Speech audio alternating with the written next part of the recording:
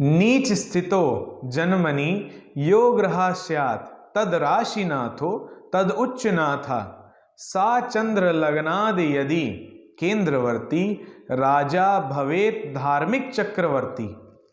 नमस्कार, जय माता की। आप सबका स्वागत है हमारे इस चैनल पे, जिसमें आज हम विशेष रूप से अपने राजयोगों की श्रृंखला में जिस मुख्य राजयोग के विषय में चर्चा करेंगे वह है नीच भंग राजयोग।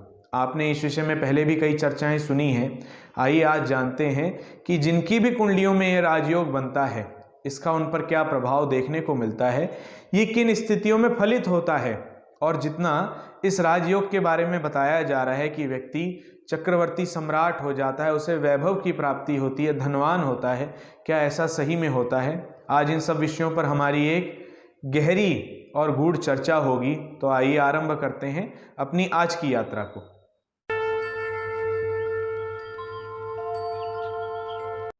शास्त्र कहता है कि जो भी ग्रह कुंडली में नीच का हो, वो जिस भी राशि में नीच का हो रहा है, वो ग्रह चंद्रमा से अगर केंद्र में स्थित हो तो ऐसी स्थिति में जो राजयोग का निर्माण होता है वो होता है नीच भंग राजयोग। ऐसी स्थिति में उस ग्रह का नीचत्व भंग हो जाता है। यहाँ पर शास्त्र ने इसके 5 सूत्र दिए हैं और उन 5 सूत्रों को मैं आपको बताता हूं और उन्हें कुंडली पर घटाने का प्रयास करेंगे और उसे वहीं से ही समझते हैं। पहला सूत्र क्या बताया कि जो ग्रह जहां नीच का हो रहा है उस राशि का स्वामी अगर चंद्रमा से केंद्र में बैठ जाए तो ऐसी स्थिति में नीच भंग राजयोग बनता है। यहां पर मैंने इसको समझने के लिए एक तुला लगन की कुंडली ले ली है। इस कुंडली में आप देखेंगे कि आपको सप्तम भाव में मेष राशि के अंदर आपको शनि बैठे दिखेंगे और दसम भाव में कर्क राशि में आपको चंद्रमा बैठे दिख रहे हैं।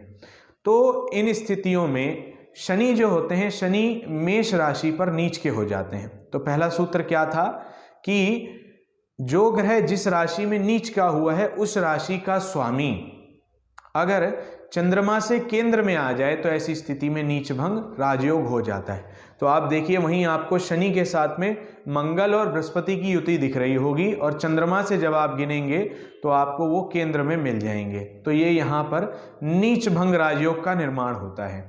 दूसरा सूत्र क्या बताया शास्त्र ने कि जो ग्रह जिस राशि में नीच का हुआ है उसकी जो उच्च राशि है उस उच्च राशि का स्वामी भी अगर केंद्र में स्थित हो चंद्रमा से तो ऐसी स्थिति में भी नीच भंग राजयोग का निर्माण होता है। क्या कहा यहां पर, इसी कुंडली पर समझते हैं इसको। जैसे शनि मेष राशि पर नीच के हो जाते हैं, वैसे ही शनि तुला राशि पर जाकर के उच्च के माने जाते हैं। तो तुला राशि का स्वामी क्या होता है, तुला राशि का स्वामी बनते हैं शुक्र। तो शुक्र चंद्रमा से अगर केंद्र में स्थित हो, चंद्रमा से 1, 4, 7, 10 में अगर स्थित हो तो ऐसी स्थितियों में भी नीच भंग राजयोग का निर्माण होता है।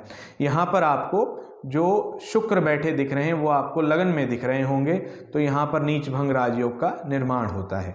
तीसरा सूत्र क्या कहा शास्त्र ने, शास्त्र कहता है कि यही स्थिति अगर लगन से भी बन जाए, जैसे मैंने बताया कि चंद्रमा से केंद्र में हो, अगर यही स्थिति लगन से भी केंद्र में बन जाए कि जो ग्रह जहां पर नीच का होकर स्थित हुआ है उस राशि का स्वामी अगर लगन से भी केंद्र में हो तो ऐसी स्थिति में भी नीच भंग राजयोग होता है।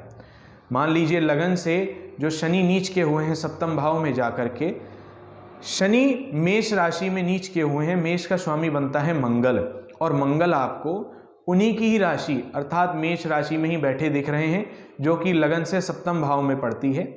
इस स्थिति में भी नीच भंग राजयोग का निर्माण होता है। ये हमारा तीसरा सूत्र है। चौथा सूत्र क्या बताया शास्त्र ने कि जैसे आपने चंद्रमा से दूसरा सूत्र लगाया था वैसे ही इसे समझिएगा कि जो ग्रह नीच का हुआ है उसकी जो उच्च राशि है उसका स्वामी भी अगर लगन से केंद्र में स्थित हो तो ऐसी स्थिति में भी नीच भंग राजयोग का निर्माण होता है। इसे समझते हैं। जैसा मैंने आपको बताया कि जो शनि है, शनि की जो नीच की राशि है वो मेष बनती है और उनकी जो उच्च की राशि है वो है तुला। तुला राशि के स्वामी बनते हैं शुक्र। तो शुक्र अगर 1 4 और 7, 10 इन भावों में बैठ जाते हैं जन्म कुंडली में, तो ऐसी स्थिति में वो शनि के नीचत्व को भंग कर देंगे और वहां पर नीच भंग राजयोग का निर्माण हो जाएगा। ये शास्त्र ने 4 सूत्र दिए हैं। आइए अब 5वां सूत्र समझते हैं। शास्त्र ने क्या कहा 5वें सूत्र में कि जो भी ग्रह नीच का हुआ है उसका नीचाधिपति और उच्चाधिपति अगर आपस में केंद्र में बैठ जाएं या चंद्रमा से केंद्र में बैठ जाएं या लगन से केंद्र में बैठ जाएं, तो ऐसी स्थिति में भी नीच भंग राजयोग का निर्माण होता है। ये थोड़ा सा कठिन सूत्र है, आइए इसको घटाते हैं। यहाँ पर मैंने फिर तुला लगन की ही कुंडली ली है। किसी एक कुंडली पर इसे समझे तो आसानी से और सरलता से इसे समझा जा सकता है, इसीलिए मैंने यहाँ पर कुंडलियाँ नहीं बदली हैं। जैसा शास्त्र ने कहा कि शनि जो हैं मेष राशि पर नीच के हो जाते हैं, तो मेष राशि का क्या स्वामी होता है? मंगल। और शनि की जो उच्च की राशि है वो बनती है तुला। तुला राशि में शनि जाकर के उच्च के हो जाते हैं। तो हमारे को पता लग गया कि जो मेष के स्वामी हैं वो मंगल हैं और तुला का जो स्वामी है शुक्र। तो शास्त्र ने क्या कहा? जो उनके नीच राशि के अधिपति हैं और जो उनके उच्च राशि के अधिपति हैं वो एक दूसरे से केंद्र में बैठ जाएं। जैसे यहाँ पर उदाहरण ले लीजिए, हमने लगन में ही शुक्र को बैठा दिया और चौथे भाव में आपने मंगल को बैठा दिया, तो यहाँ पर वो एक दूसरे से चौथे 10वें के रिलेशन में हो गए। यहाँ नीच भंग राजयोग बना। अगली स्थिति पर आ जाते हैं। मान लीजिए आपने 10वें भाव में शुक्र को स्थित किया, इसी कुंडली में ही। आप साथ साथ इस कुंडली में देखते चलिएगा। आपने 10वें में शुक्र को स्थित किया और लगन में मंगल हो गए, तो यहाँ क्या हुआ? 10वें भाव और लगन में बैठने से चौथे 10वें का कॉम्बिनेशन बना, तो ये एक दूसरे से परस्पर केंद्र में हो गए, जिस कारण से नीच भंग राजयोग का निर्माण हुआ।